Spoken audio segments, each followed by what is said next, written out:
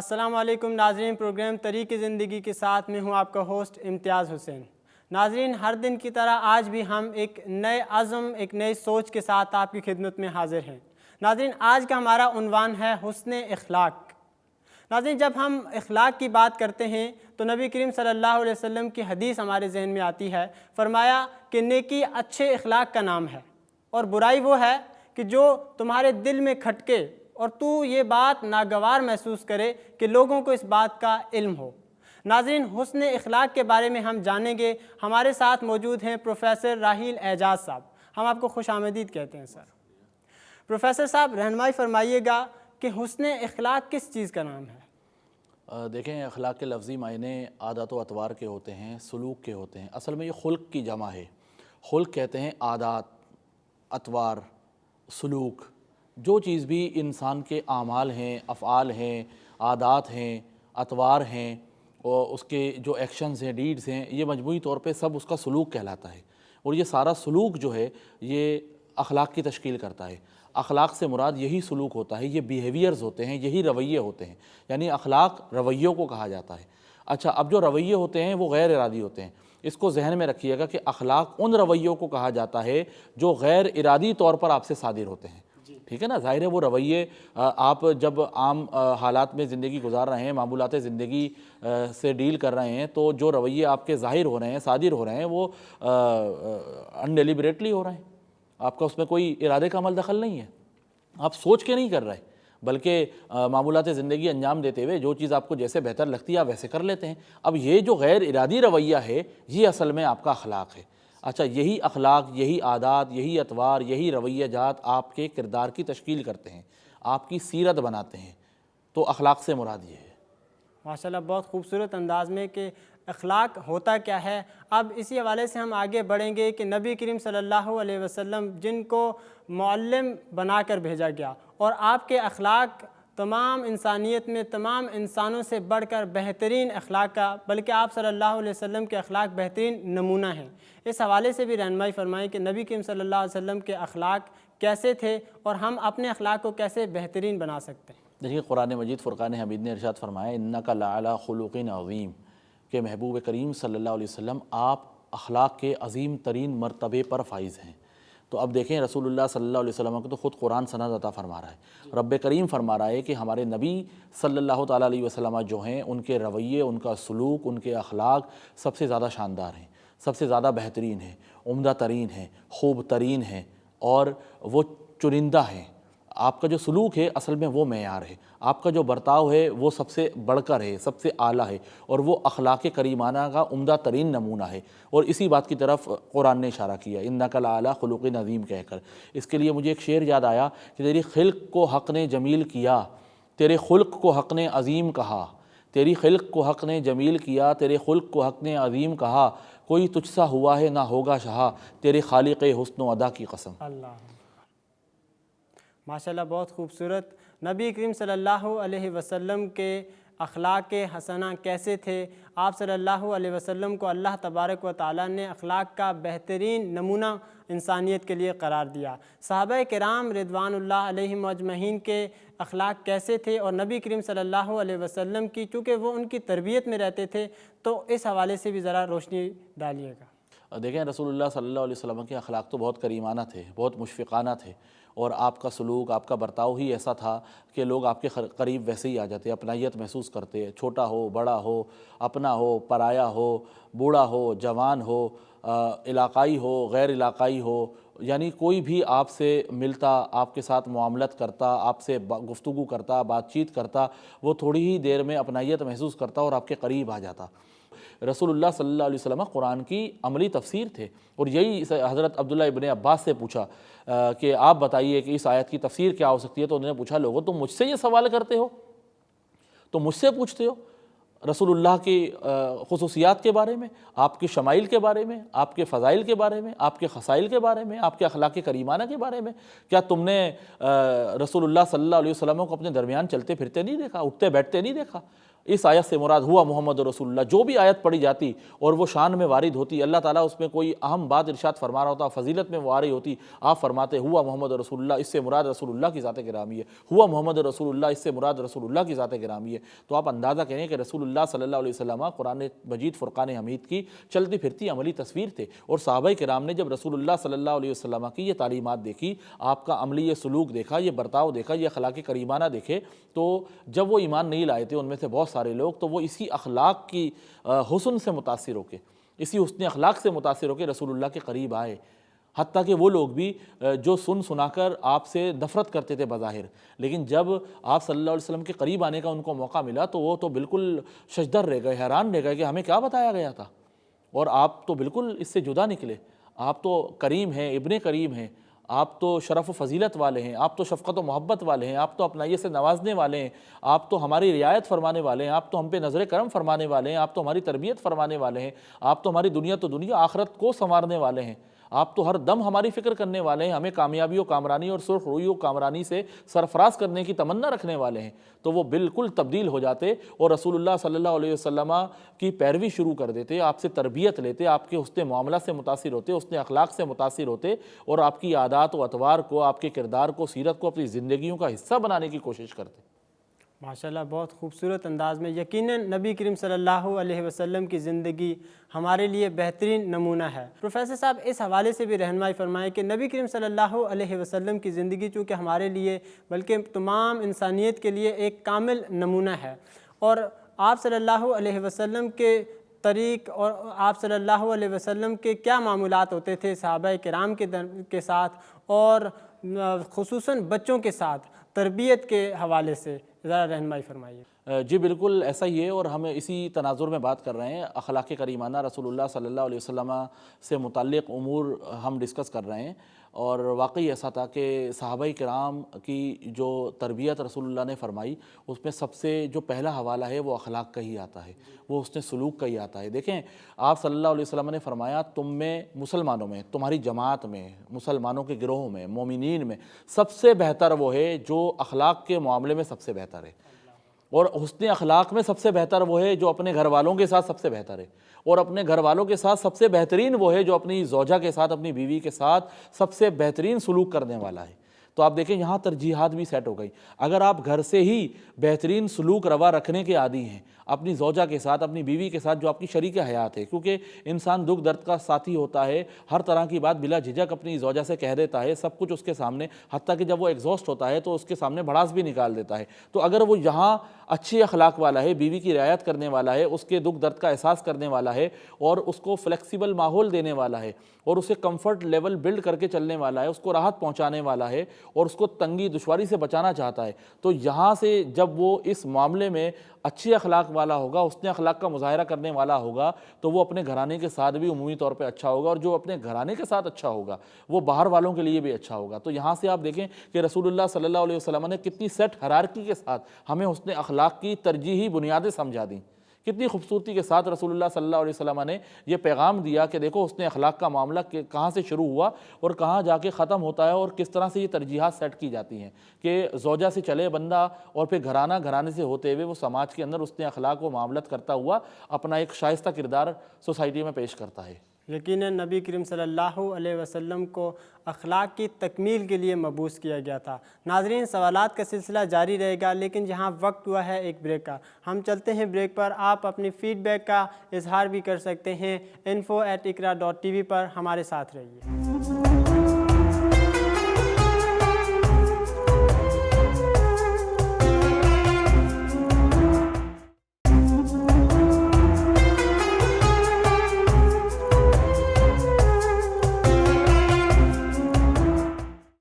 Welcome back. تو ناظرین، اخلاقیات کے حوالے سے ہماری گفتگو جاری تھی کہ ایک معاشرے کے اندر اخلاقیات کس طرح معاشرے کی تشکیل میں اور معاشرے کو بہتر بنانے میں اخلاقیات کا کردار ہوتا ہے، اور یقینی طور پر اگر ایک معاشرے کے اندر اخلاقیات کی فقدان ہے، اخلاقیات نہیں پایا جاتا، تو ایک معاشرہ تنزلی کی طرف چل پڑتا ہے۔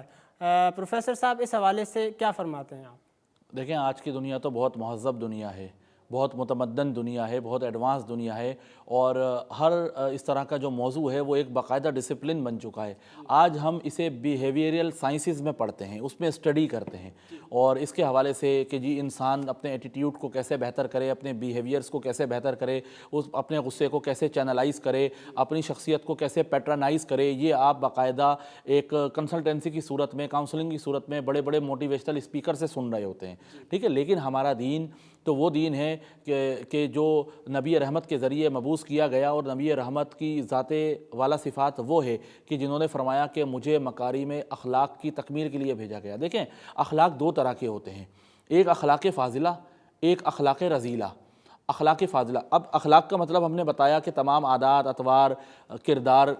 اعمال، افعال، یہ تمام قسم کے جو غیر ارادی ایکشنز اور ڈیڈز ہوتے ہیں، یہ سب کچھ آپ کے اخلاقیات میں آتے ہیں، اخلاقیات کے دائرے میں آتے ہیں۔ تو اب تو دو چیزیں ہو جاتی ہیں پھر اخلاق کی تقسیم کے اعتبار سے، ایک وہ اخلاق ہیں جو فاضلہ ہیں، جو قابل تعریف اخلاق ہیں، قابل ستائش اخلاق ہیں، یعنی وہ حسن اخلاق کی تمام چیزیں وہ سب کی سب اخلاق فاضلہ میں آ جاتی ہیں۔ ایک ہے اخلاق رذیلہ، یعنی کمتر درجے کے اخلاق، پست اخلاق، سوء خلق، کہ یعنی کہ ایسے معاملہ کرنا، ایسی عادات و اطوار اپنانا یا اس کا اظہار کرنا جس سے معاشرے کے اندر انتشار جنم لے، برائی جنم لے، ٹھیک ہے، گالی گلوچ کرنا، دشنام ترازی کرنا، تانا کسنا، پھپتی کسنا،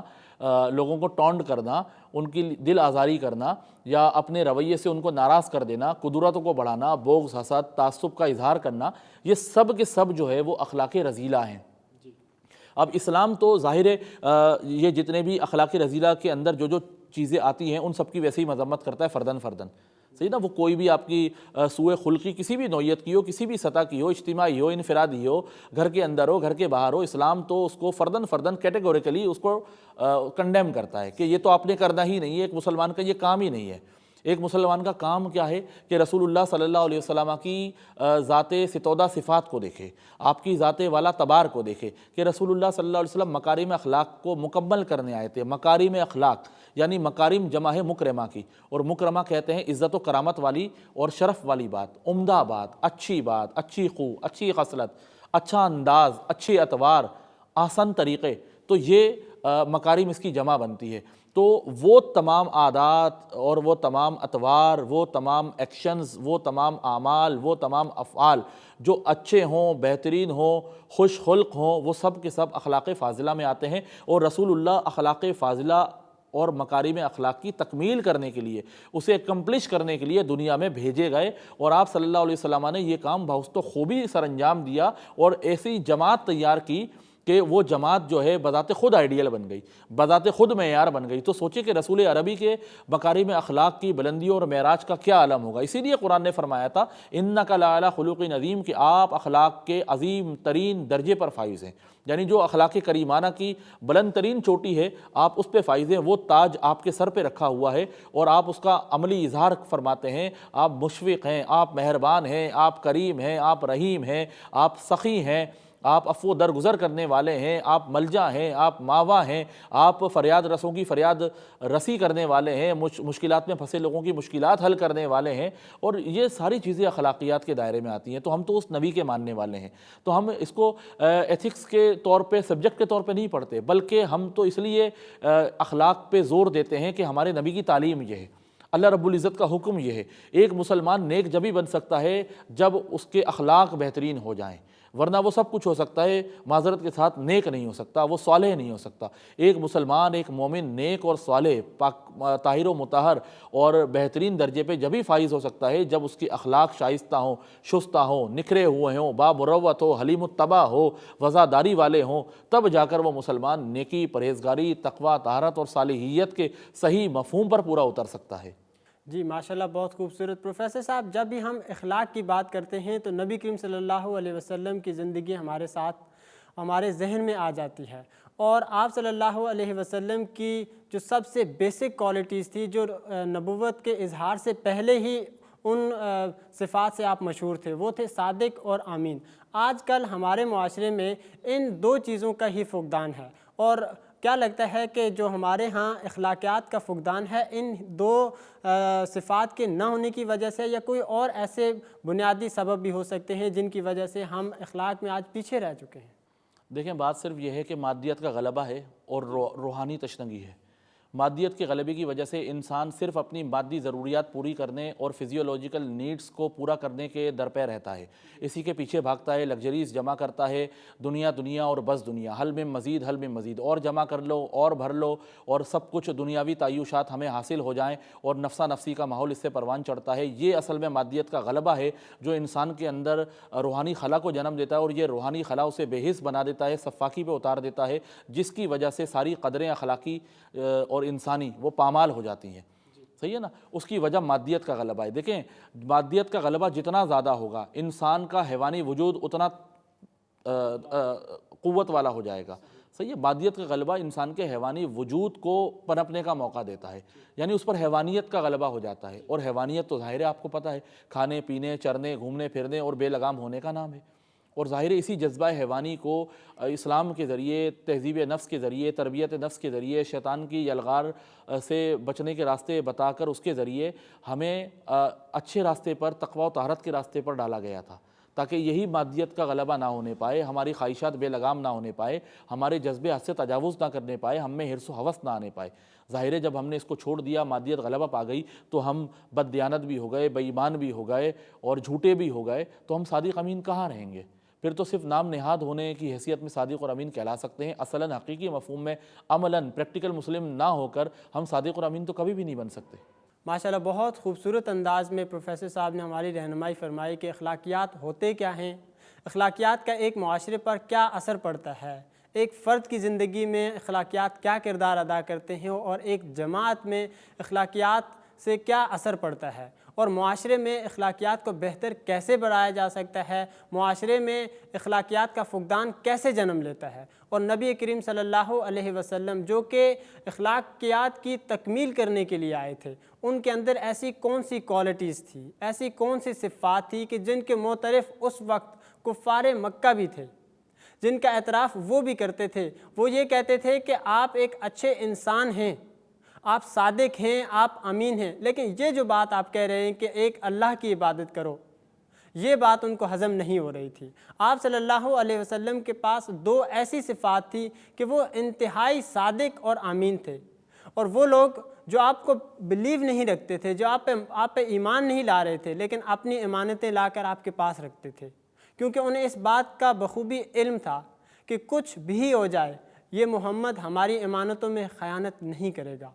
اور یہ جو کہتے ہیں یہ کبھی جھوٹ نہیں کہتے۔ ان کی کہی ہوئی بات پر وہ اس طرح ایمان لاتے تھے کہ وہ اپنے اوپر بھی اتنا یقین اور اتنا ایمان نہیں رکھتے تھے جتنا نبی کریم صلی اللہ علیہ وسلم کی صداقت پر ایمان رکھتے تھے، کیونکہ نبی کریم صلی اللہ علیہ وسلم نے اپنی زندگی میں کبھی بھی جھوٹ بولا ہی نہیں تھا۔ یقیناً اخلاقیات کو مضبوط کرنے کے لیے ان دو چیزوں کی ہمیں اشد ضرورت ہوتی ہے، اور جب ہمارے اخلاقیات بہتر ہو جائیں گے تو یقیناً ایک بہترین معاشرہ بنے گا۔ ایک بہترین معاشرے سے ہم ایک بہترین ریاست کی طرف جائیں گے، اور ایک بہترین ریاست کے اندر ہم اللہ تبارک و تعالیٰ کے دیے ہوئے ان تمام احکام کو بجا لائیں گے، اور حقیقی معنوں میں ہم بہترین انسان اور بہترین مومن اس وقت ہو سکتے ہیں جب ہمارے اخلاق بہتر ہوں گے، کیونکہ جب ہمارے اخلاق بہتر ہوں گے تو ہمیں اپنے ساتھ بیٹھے ہوئے دوسرے مسلمان بھائی کا ہمیں خیال ہوگا، ہمیں احساس ہوگا کہ میرا دوسرا مسلمان بھائی اس وقت مصیبت میں ہے، وہ پریشانی میں ہے، اور اگر اس وقت وہ پریشانی کے عالم میں ہے تو ہمیں اس کی مدد کس طرح کرنی چاہیے، ہمیں اس کی داد رسی کس طرح کرنی چاہیے، اور اگر ایک خوشی کے عالم میں ہیں تو اپنی خوشی سے کہیں کسی دوسرے کو نقصان تو نہیں پہنچا رہے۔ یہ سب امور صرف اس وقت ہمارے اندر آ سکتے ہیں جب ہمارے اندر شعوری طور پر اس اخلاقیات کی کیفیت طاری ہوگی۔ ہمیں معلوم ہوگا کہ ایک مرد کے کیا حقوق ہیں، ایک عورت کے کیا فرائض ہیں، اور ان اخلاقیات کے اندر ہم اس کو مزید کیسے ان کے اندر نکھار لا سکتے ہیں۔ ناظرین، اس حوالے سے مزید سیکھنے سکھانے کا مرحلہ جاری رہے گا اور سوالات کا سلسلہ بھی جاری رہے گا۔ ہم یہاں چلتے ہیں ایک بریک پر چلتے ہیں، اور آپ اپنا فیڈ بیک بھی ہمارے ساتھ شیئر کر سکتے ہیں info@iqra.tv پر۔ ہمارے ساتھ رہیے۔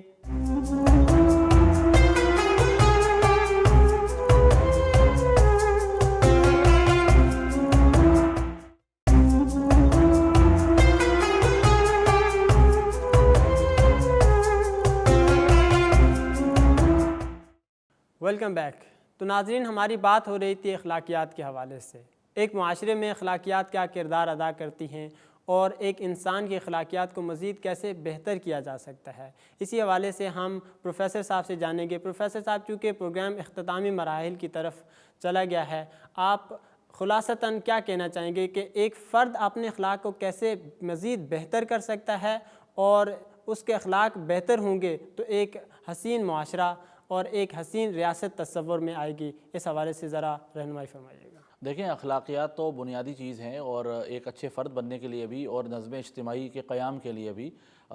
بغیر حسن اخلاق کے تو کچھ بھی ممکن نہیں ہے۔ آپ نہ لوگوں کے دل جیت سکتے ہیں، نہ لوگوں میں اپنی جگہ بنا سکتے ہیں، نہ کامیابی کے زینے طے کر سکتے ہیں۔ یہ تو ایک بنیادی چیز ہے، اور جب فرد کے اندر یہ بہتری آئے گی تو ظاہر ہے فرد سے فرد اور فرد سے معاشرہ اور معاشرے سے نظم اجتماعی مجموعی طور پہ یہ تبدیلی آپ کو ساری جگہوں پہ نظر آئے گی۔ لیکن میں جس بات پہ ایمفیسائز کرنا چاہتا ہوں وہ بات یہ ہے کہ آپ یہ دیکھیں، سیدنا محمد رسول اللہ صلی اللہ علیہ وسلم کا یہ عظیم المرتبت اخلاقیات کا درس تھا، عملی مظاہرہ تھا، جس کے بعد صحابہ کرام اور صحابہ کرام سے ہوتے ہوئے تابعین، تبع تابعین، ائمہ مجتہدین، اولیاء کاملین، علماء ربانیین، سلف صالحین اور صوفیاء کرام کا سلسلہ ہم تک پہنچا۔ دیکھیں، بر عظیم کے اندر اسلام جو ہے وہ ہر جگہ نہیں پہنچا ہوا تھا۔ محمد بن قاسم جب آئے تو وہ ایک محدود جگہ تک اسلام کی تعلیمات پہنچی، اور ایک محدود طبقہ مسلمان ہوا، اور ایک بہت چھوٹا خطہ تھا جہاں پہ مسلمان بستے تھے۔ اسی طرح جنوبی ہند میں بھی ایک بہت چھوٹا ٹکڑا تھا جہاں مسلمان بستے تھے، جو مسلمان تاجر اولین دور میں قرون ثلاثہ کے اندر آئے، اور انہوں نے یہاں پہ مسجد وغیرہ بنائی، اور ان کی بدولت یہاں پہ بہت جزوی اعتبار سے اسلام پھیلا۔ لیکن یہ بر عظیم کا خطہ عظیم مسلمان سلطنت میں تبدیل ہو گیا۔ اس کی وجہ کیا تھی؟ اس کی وجہ تھی صوفیاء کرام علیہم الرضوان کا حسن اخلاق۔ اللہ، دیکھیں، یہ صوفیاء کرام کی تعلیمات تھیں، اور صوفی کی جو تعلیم ہے نا وہ عملی ہوتی ہے، وہ بہت پریکٹیکل ہوتی ہے، وہ بہت لائیو ہوتی ہے۔ صوفی جو ہے وہ درباری سرکاری بندہ نہیں ہوتا، صوفی جو ہے وہ سرمایہ دار کا نمائندہ نہیں ہوتا، صوفی طبقہ اشراف کا بندہ نہیں ہوتا، بلکہ صوفی تو تھڑے اور چبوترے پہ بیٹھ کے غریبوں کے ساتھ مل جل کر روٹی کھاتا ہے۔ صوفی تو بالکل عوام کا حصہ بن جاتا ہے۔ صوفی جو ہے وہ اپنے دربار نہیں سجاتا بلکہ خانقاہیں آباد کرتا ہے۔ صوفی اپنی کافیاں سجاتا ہے، صوفی اپنے زاویے بناتا ہے، اور وہ زاویے عوامی ہوتے ہیں، وہ زاویے جو ہے وہ نچلے طبقات سے براہ راست انٹریکشن میں ہوتے ہیں۔ تو صوفیاء کرام نے یہاں آ کر عوام کے ساتھ اتنا گھل مل گئے، اتنا ان کا حصہ بن گئے، اور اتنی اپنائیت اور اتنے زیادہ کریمانہ انداز میں انہیں اپنے قریب کر لیا، اور کہ غیر محسوس طریقے سے جو ان کے ساتھ جڑنے والے غیر مسلم اقوام کے لوگ تھے وہ اپنے اندر اسلامی اثرات محسوس کرنے لگے، اور وہ خود آ کے کلمہ پڑھتے۔ اب دیکھیں، خواجہ صاحب کے بارے میں کہا جاتا ہے کہ آپ نے کم و بیش 90 لاکھ افراد کو مسلمان کر لیا۔ اب مجھے بتائیں، 90 لاکھ کا فگر کہنا آسان ہے اور اس کو سمجھنا مشکل ہے، سمجھانا مشکل ہے، لیکن یہ پوری برادریاں، پورے قبیلے، پورے شہر، پورے ضلع مسلمان ہو گئے۔ صحیح ہے نا؟ تو پوری نگریاں مسلمان ہو گئی۔ یہ اس طرح سے 90 لاکھ کا فگر بنتا ہے۔ اور یہ بات کیسے پتہ چلی کہ خواجہ صاحب جو ہے وہ جس ہندو کو مسلمان کرتے، یا جو ہندو مسلمان ہوتا، وہ پیچھے ایک چٹیا رکھتے ہیں جس کو بودی کہا جاتا ہے، وہ بودی کاٹ کے ایک ہال نما کمرہ تھا اس کے اندر ڈال دیا کرتے۔ جب آپ کی وفات کے بعد اس ہال نما کمرے کو کھول کر وہ کٹی ہوئی ہندوؤں کی چٹیاؤں کو گنا گیا، بودیوں کو گنا گیا، تو وہ لاکھوں کی تعداد میں تھی، اور اس پہ ایک محتاط اندازہ 90 لاکھ کا لگایا جاتا ہے۔ تو خواجہ صاحب غریب نواز ہوں، یا قطب الدین بختیار کاکی ہوں، یا بابا فرید الدین گنج شکر ہوں، یا لال شہباز قلندر ہوں، یا خواجہ نظام الدین اولیاء ہوں، یا ہمارے جو دوسرے صوفی بزرگ ہیں وہ لوگ ہوں، ان کے اندر ایسا کیا کرشمہ تھا کہ عوام ان کی مجلس میں بیٹھتے، ان کی صحبت میں بیٹھتے، اور پھر دامن نہ چھڑا پاتے بلکہ ان کے ہو کر رہ جاتے، اور وہ صوفیاء کرام جو ہے وہ ان کے دل جیت لیتے، ان کے دل کی دنیا کو موہ لیتے، انہیں فتح کر لیتے، اور وہ حلقہ بگوش اسلام ہو جاتے، اور وہ ان سے جڑ جاتے، ان کے مریدین میں، متوسلین میں، محبین میں شامل ہو جاتے۔ یہ حسن اخلاق تھا، یہ ان کا وہ سلوک تھا جو کریمانہ تھا، حلیم الطبع تھا، اور وہ بالکل نیچے آ جاتے، ڈاؤن ٹو ارتھ ہو جاتے۔ ان کی عاجزی انکساری تھی، وہ انسانی اقدار کو فروغ دیتے، انسانیت کو فروغ دیتے، جس کی وجہ سے پورے آبادیاں، پورے گاؤں دیہات، پورے نگر جو ہے وہ مسلمان ہو گئے۔ اور آج جو ہے پھر ایک وقت آیا کہ آج ہم اس کی مثالیں دیتے ہیں کہ ایک وقت آیا کہ صوفیاء کرام کی دلوں پر ایسی حکمرانی تھی کہ بادشاہ وقت بھی ان سے ڈرا کرتے کہ نہیں، اگر انہوں نے خواجہ نظام الدین اولیاء نے کہہ دیا تو عوام ہمارے دربار سرکار کی اینٹ سے اینٹ بجا دیں گے۔ یہ ہے صوفیاء کرام کا وہ جادو، وہ کرشمہ کہ جس کی بدولت انہوں نے دلوں کو فتح کر لیا، دلوں پہ حکمرانی کی، اور یہ حسن اخلاق کی تلوار کے ذریعے ممکن تھا، یہ لوہے کی تلوار نہیں تھی۔ جی یقیناً بہترین انسان وہ ہے کہ جس کے اخلاق بہترین ہوتے ہیں۔ ناظرین، پروفیسر صاحب نے نہایت عمدہ انداز میں اخلاقیات کیا ہوتے ہیں اور اخلاقیات کو کیسے مزید بہتر بنایا جا سکتا ہے اس حوالے سے گفتگو فرمائی۔ ناظرین، آج کا پروگرام اختتام ہوا چاہتا ہے۔ آپ فیڈ بیک کے لیے info@iqra.tv پر ہمارے ساتھ دے سکتے ہیں۔ آج کے لیے اتنا ہی۔ اللہ حافظ۔